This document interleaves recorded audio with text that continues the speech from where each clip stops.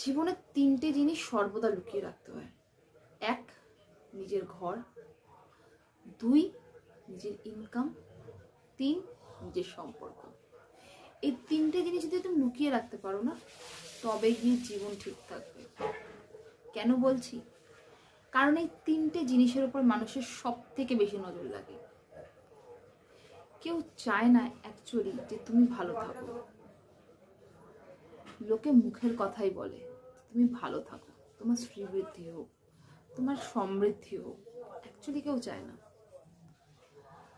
কেউ চাইতে পারে না। কারণ তুমি যদি ভালো থাকো, তুমি যদি তার থেকে আগে বেরিয়ে যাও, এইটা তার সবথেকে বড় ফেলিয়ার। তুমি যখন এই কথাগুলো কারোর সাথে শেয়ার করবে, ঠিক তখনই সমস্যা শুরু হবে। তুমি যদি বলো তুমি খুব ভালো আছো, তুমি খুব